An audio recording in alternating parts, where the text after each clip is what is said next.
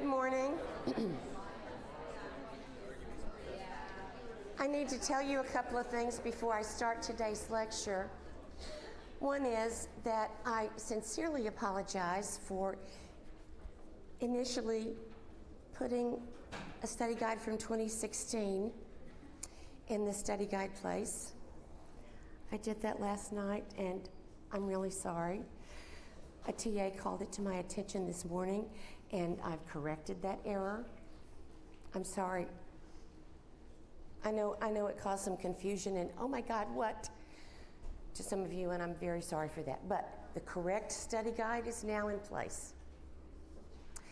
I have also sent all of you, and I've posted an announcement about a test prep session that Ian Green is offering tomorrow night. From 5 to 6 in CLA 0.126, Ian Green will make himself available to talk to, provide some suggestions for the 11 o'clock class. Your time is 5 to 6. He will talk to the 1 o'clock class from 6 to 7. So you go, the room is just not big enough for how many people we think will be there, although it's a big room. Okay? Have you got that? A few people have asked me if they can use the blank pages at the back of the blue book they used on their first test, and I'm sorry, but the answer is no.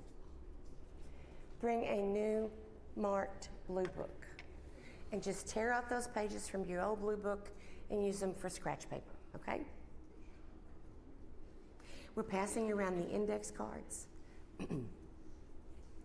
As with the first exam, you may fill that index card with notes and you may bring it to the exam on Monday. Do you have questions? Okay, today I'm talking about a lot of things.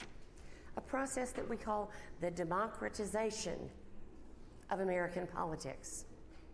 And the first beneficiary of that was President Andrew Jackson. Now, let's keep this word democratization in context. For the 1800s, it was democratization because the franchise expanded from white male property owners and taxpayers to all adult white males. The franchise did not expand to include women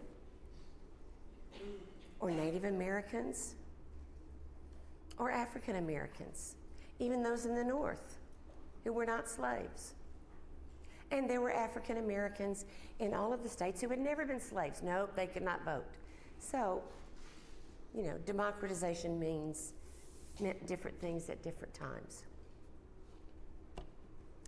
So, I said Andrew Jackson was the first beneficiary, shall we say, of this democratization, this expansion of the franchise to include all adult white males, essentially.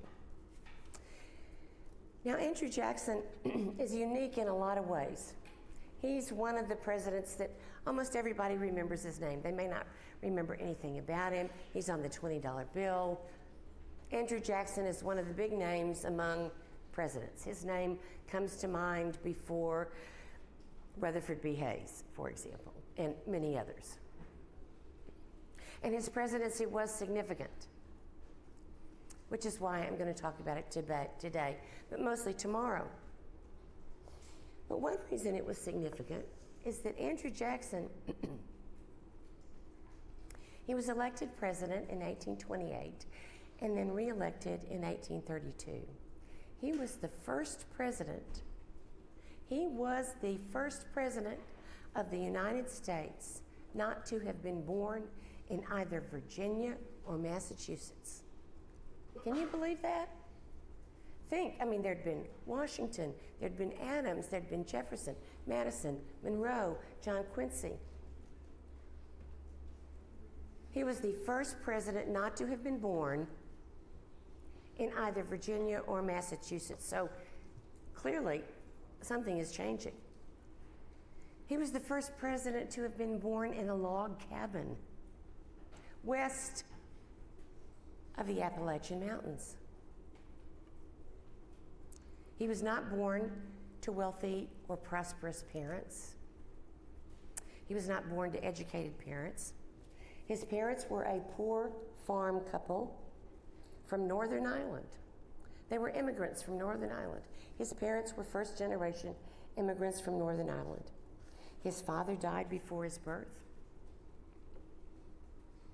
And the rest of the family died when Jackson was a teenager during the American Revolution. Now, John Quincy Adams, who was the son of the President John Adams, he preceded Andrew Jackson in the presidency. And John Quincy Adams was one of the first two United States presidents who had not been a political or military leader during the American Revolutionary period.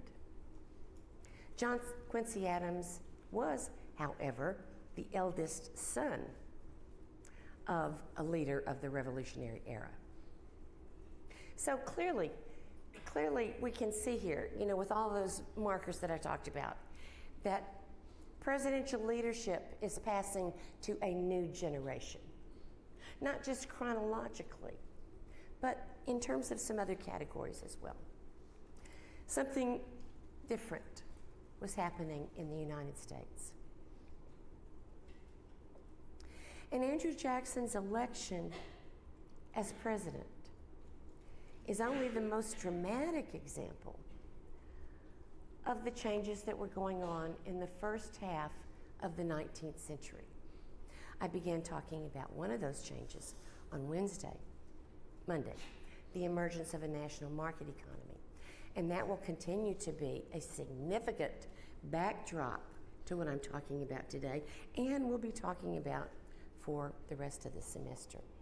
So, how did Andrew Jackson get elected to be president? Well, after the War of 1812, the Federalist Party pretty much fell apart. They'd been opposed to the war, and the war ended up being, finally, after loss after loss after loss, popular and victorious. That really makes a war popular. Okay, so much for the Federalist Party. They had been growing weaker in the early years of the 1800s anyway. Well, there were elements within the Jeffersonian coalition that were more friendly than some of their forebears to the idea of the government supporting economic development as opposed to being completely hands-off. In other words, there were people in the Jeffersonian coalition by the mid-18-teens who were a little bit Hamiltonian in that they believed that it was often right and just that the government take action to be instrumental in facilitating the development of the nation's economy. Well, gradually, these elements of the Jeffersonian coalition gained the upper hand in the party.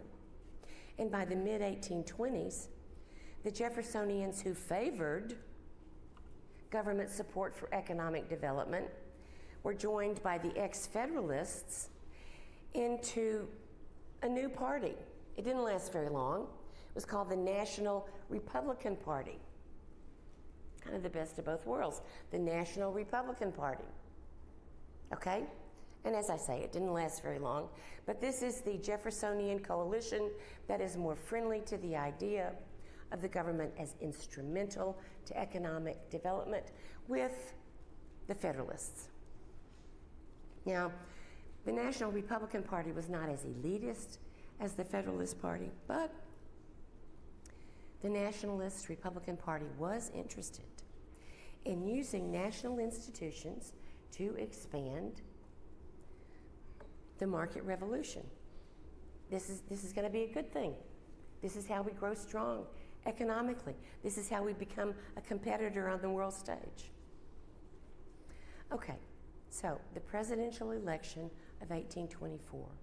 One of the candidates, he identifies himself as a national Republican, John Quincy Adams, the son of previous President John Adams. The other candidate, he is a known quantity, but he has not held national office before, is Andrew Jackson. And it's quite a contest. It seemed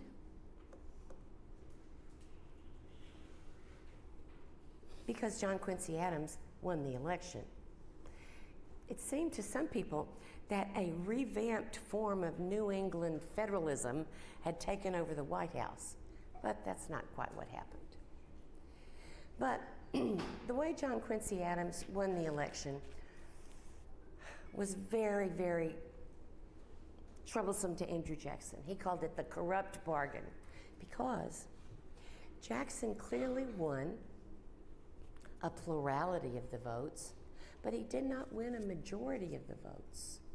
So that meant, at that time, that the decision would be sent to and decided by the House of Representatives. Well, they knew John Quincy. Andrew Jackson, they knew of Andrew Jackson, but I don't know, John Quincy was a little more familiar. Anyway, John Quincy was the next president. And Andrew Jackson and his supporters were absolutely furious. Well, they translated that fury into organizing energy. And that organizing energy created a party that became known as the Jacksonian Democrats. And they worked furiously between 1824 and 1828 to get Andrew Jackson elected in 1828. And they did. Andrew Jackson was duly elected president in 1828. Now, let me talk more about this democratization of politics issue, and which is essentially the dramatic expansion of white male suffrage, so that by 1840, all white adult males could vote. Now, this had never been the case. Never in England, never in the colonies, never. So how did this happen? Well, this political expansion,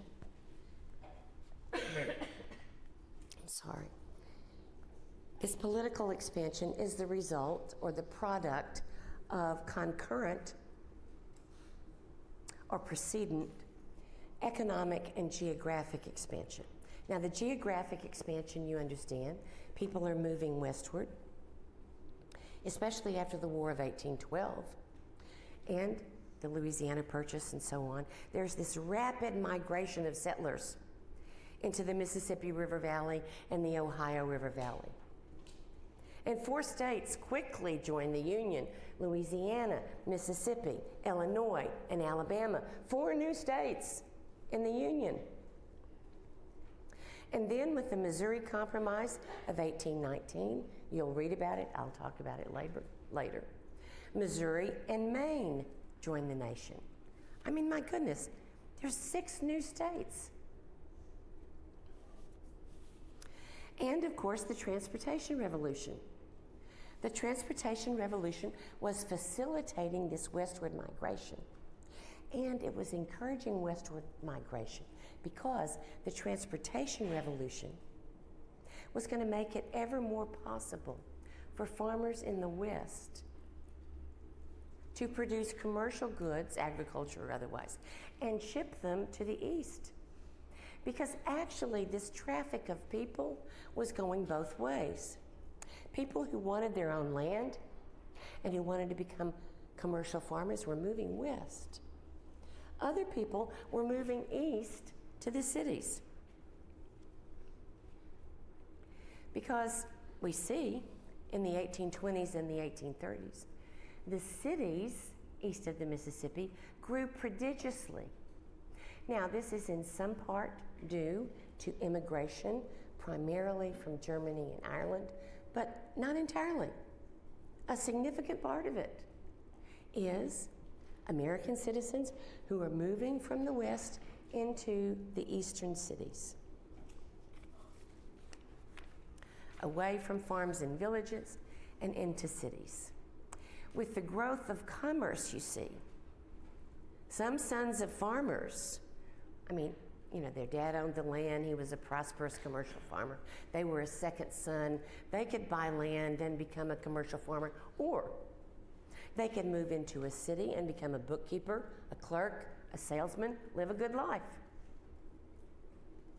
And then, I've not talked about this, but you've read about it. There was the expansion of factory enterprise. And in the United States, like in England, the industrialization in the United States begins with cotton textile mills. And the first cotton textile mill was created by a man named Samuel Slater in Rhode Island. And then later, there would be a series of several cotton textile mills in Massachusetts. And then there would be a food canning industry and a shoe industry. Now, none of this happened immediately, but steadily, more consumer goods. People were finding ways to have more consumer goods produced in factories. Once Eli Whitney introduced the idea of identical, interchangeable parts, you have a shoe, there's a sole, there's the top of the shoe, there's the tongue of the shoe. Well, if all of those parts for a certain foot size, let's say size 7, are identical, they can be exchanged.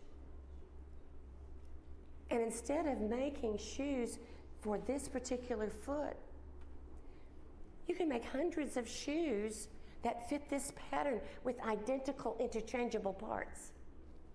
Because a lot of people will wear a size 7, and then there will be other sizes and so on. So, industrialization of consumer goods continues apace. Now, most people would like to avoid working in the factories if they could. The first factory workers, as you know, were young American women.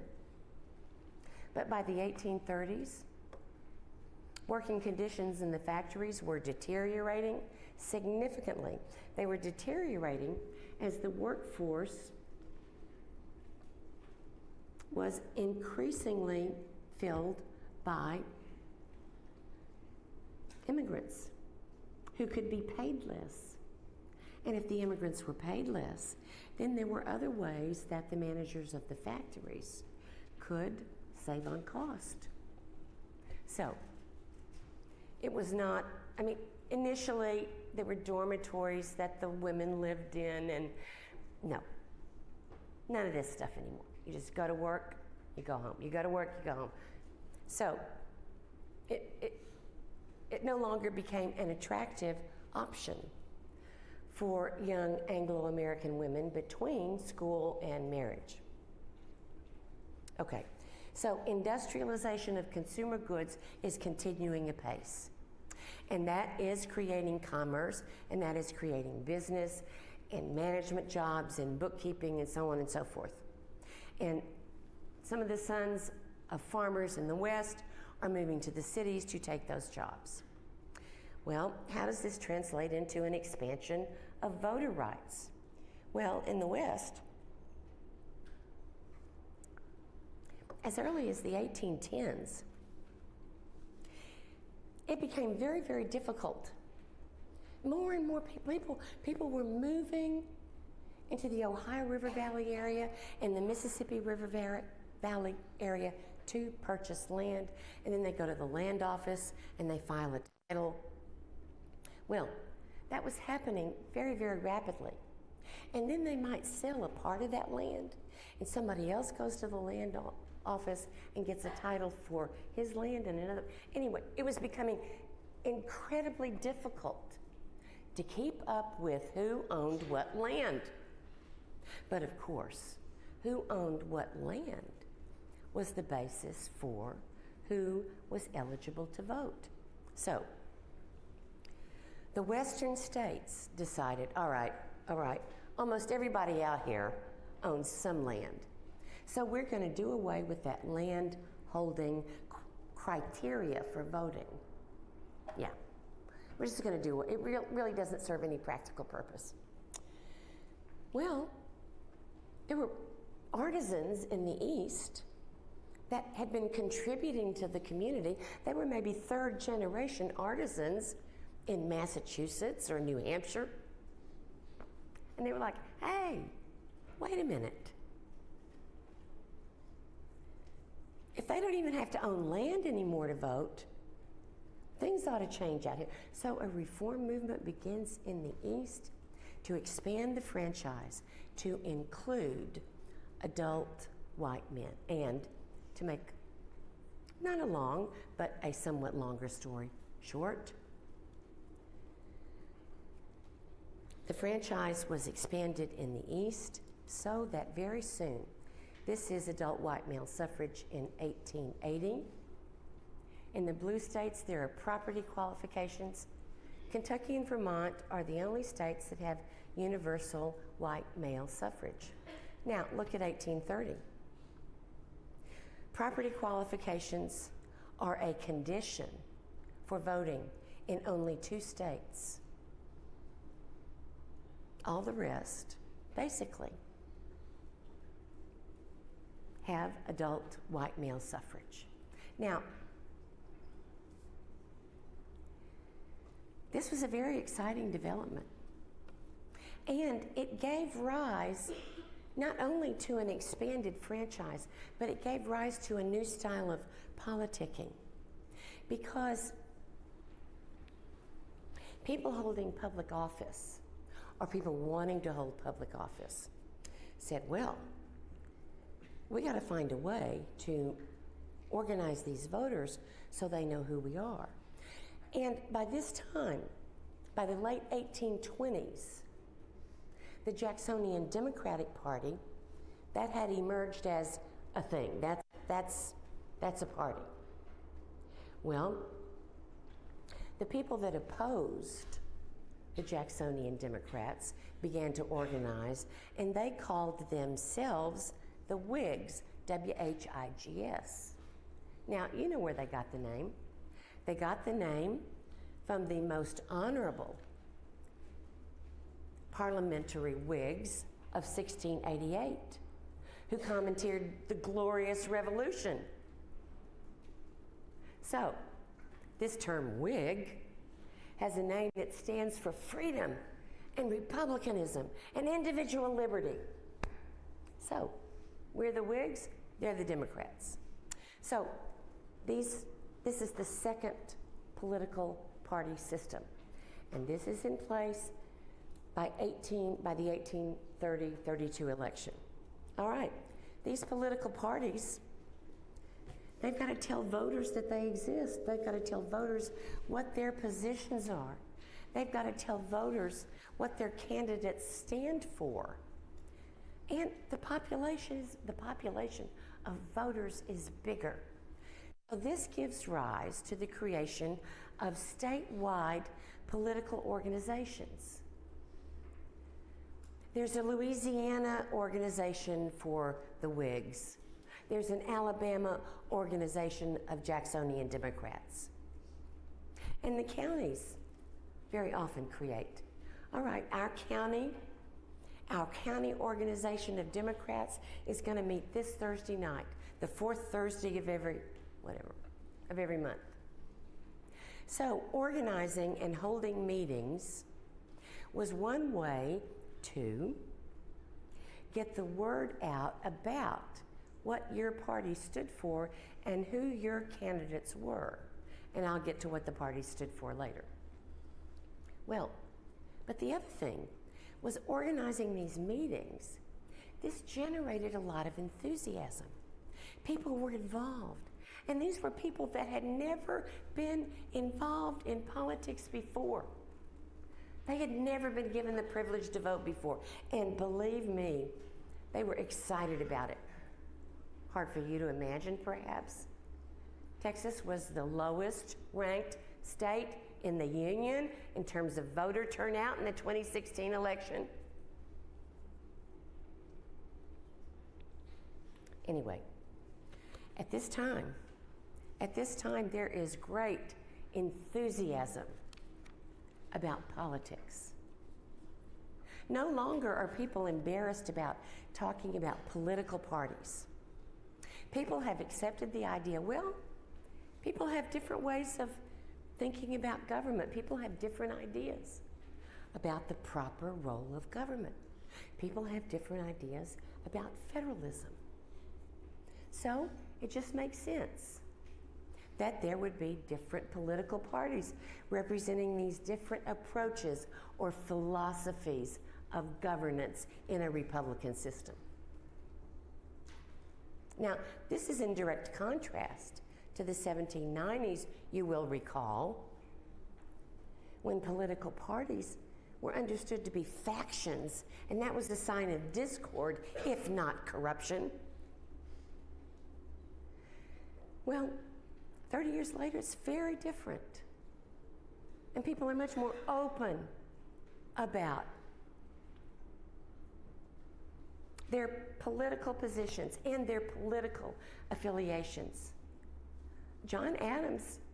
President John Adams generally supported policies that we and everybody else identified as pro-federalist policies.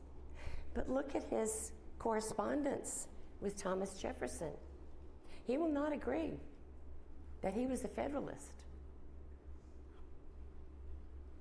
because he does not want to give up that part of him that was also a Republican. It feels too reductionistic to him.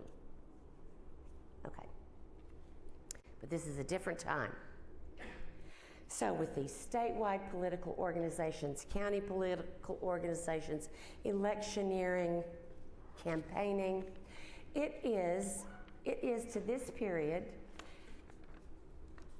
in this period, that the secret ballot is created. People used to walk up in front of the county commissioner, and the county commissioner would say, "Who do you vote for?" And he would say, "It was public." Nope, now it was private. There were more convenient polling places, and there were statewide nominating conventions. And before the statewide nominating conventions, smaller groups of people in smaller communities had gotten together and talked about who, among their party, they might like to see in this or that position. The other thing that happened is that the number of offices that were governmental offices had been appointed. In some states, the governor was appointed. But increasingly, let's see if I have a longer list of the people that were appointed. State legislatures in most states chose the presidential electors, the governors, and the county officials. By the late 1830s, all of these positions were elected positions. In other words, the number of positions, the number of people that would be chosen, elected to represent the people was increasing. And that meant that the people had more say in who was running their government and who was representing them. And people were very excited about this. It was new. They weren't cynical about this. We can get some changes that we want, so on and so forth. Well, the other thing that's going on during this period, there's this geographic expansion. And there is this democratic expansion, this expansion of the franchise. And, as I've suggested, talking about the geographic expansion, there has been this fantastic economic expansion, the expansion of the market economy, facilitated by the transportation revolution, facilitated by governmental support, facilitated by financial institutions that by this time exist in the United States. Well, economic expansion, it's a good thing, but it does not come without consequences.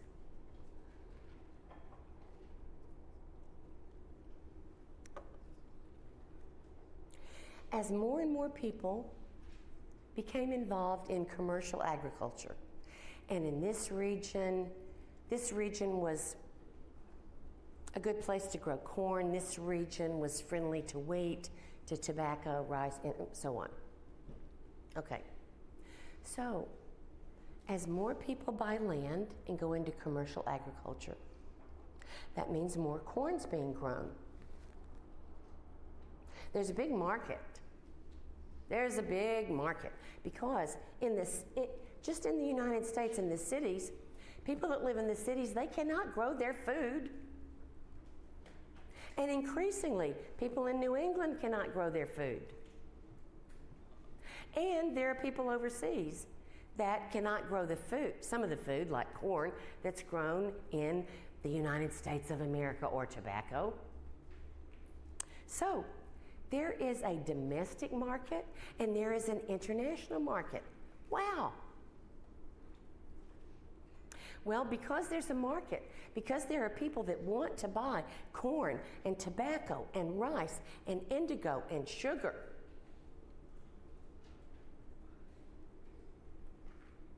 there's a lot of interest in getting land and growing corn.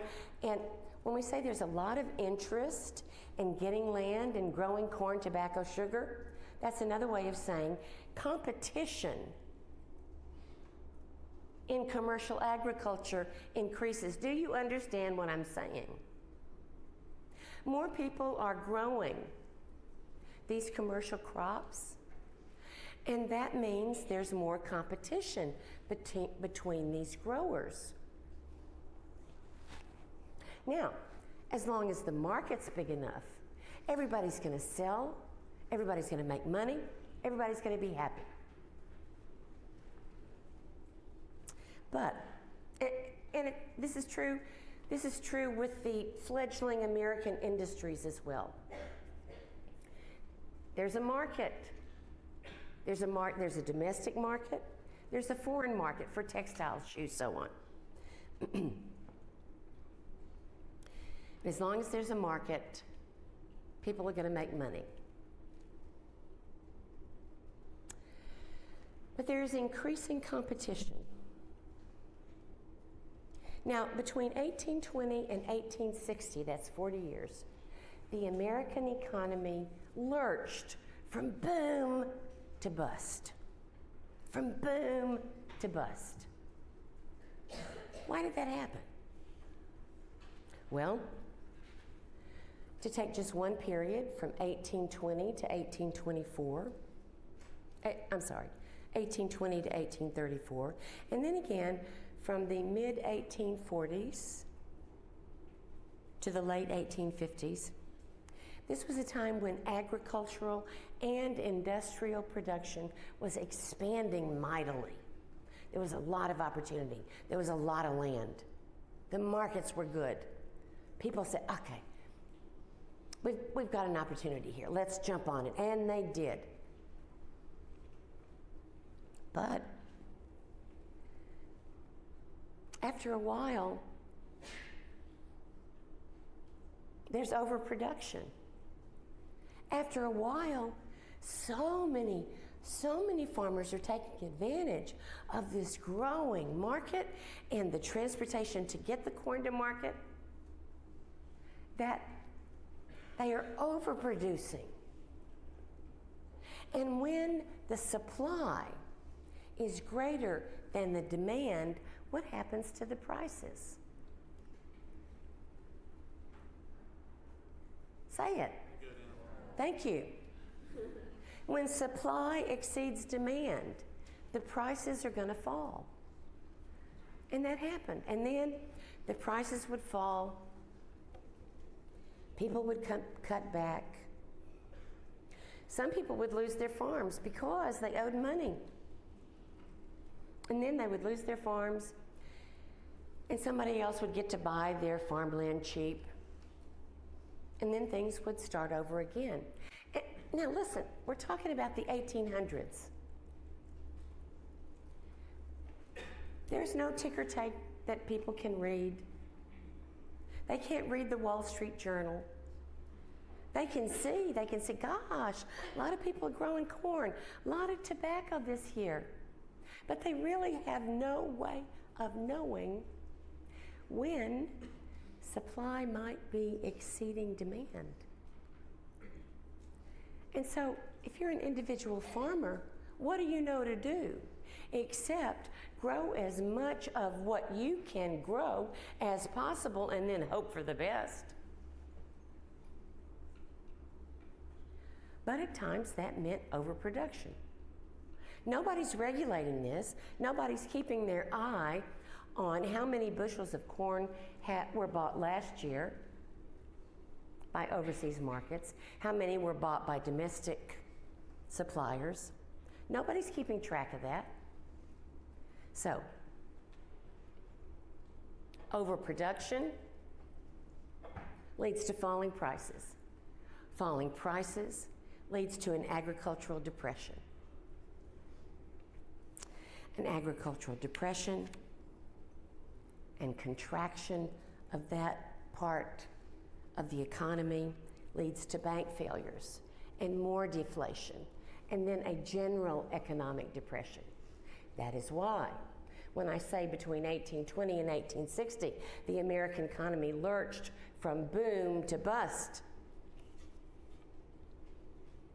And widespread unemployment accompanied these downward lurches. At times as much as 1/3 of the workforce was unemployed. But despite this cyclic boom and bust, in general, the economy was growing. I mean, you could see, on one chart, you could see boom, bust, boom, bust.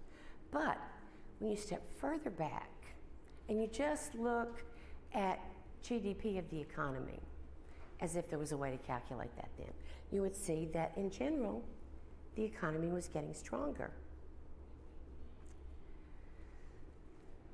Well, at this time, nobody understood these cycles of boom and bust.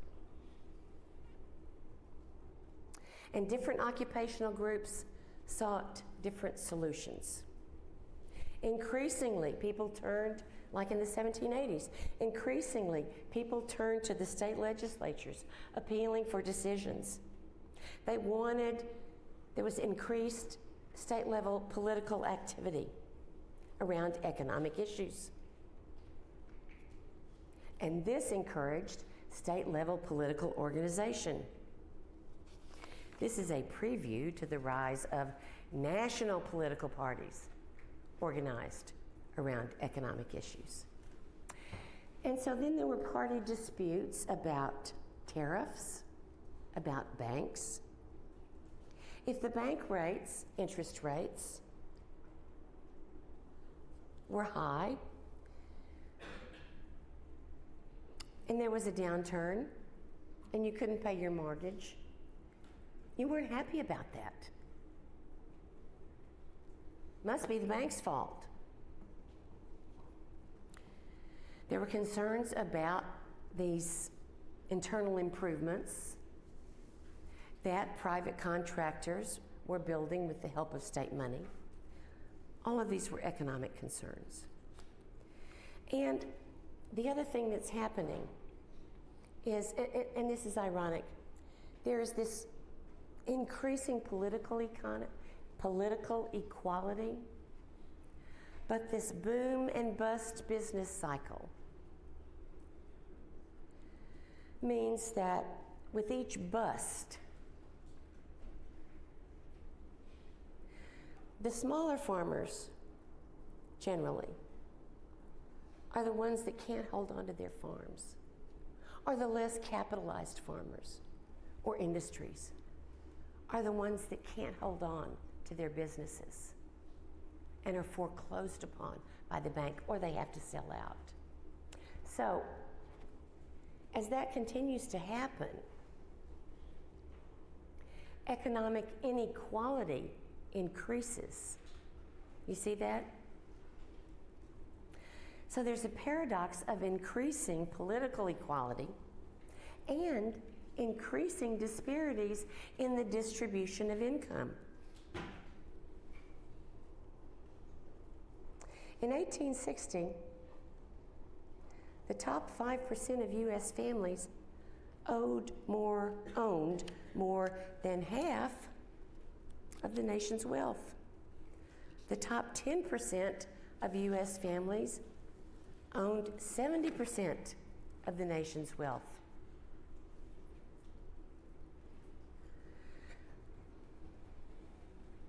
You see, this system of governmental aid to various businesses to build infrastructure or whatever,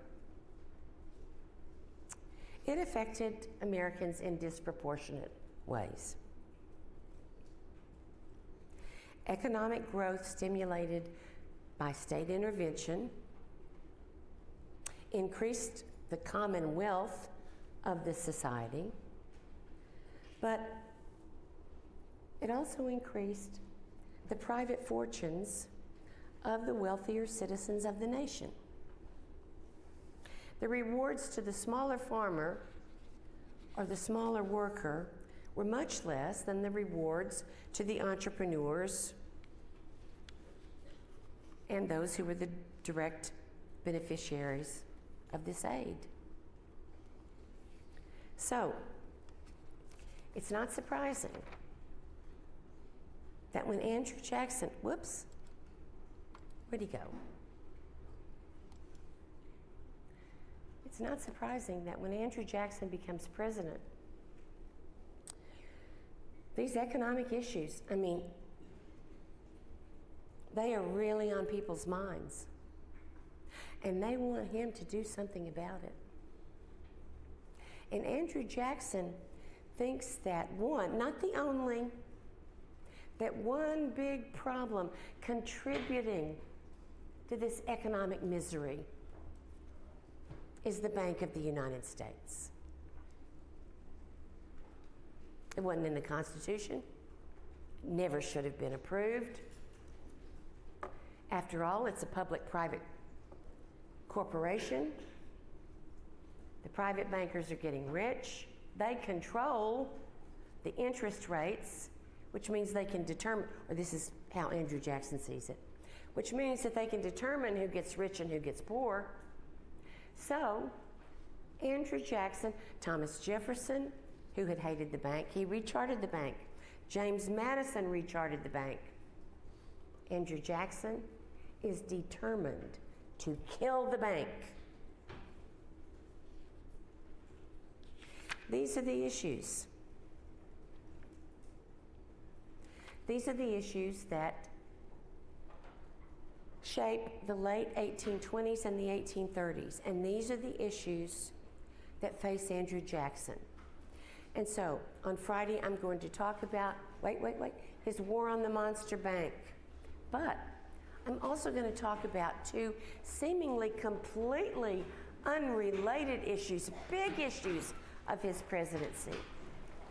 And that's the nullification crisis that predated this, and the Indian removals, the removal of thousands and thousands and thousands of Native Americans from southeastern states. Okay.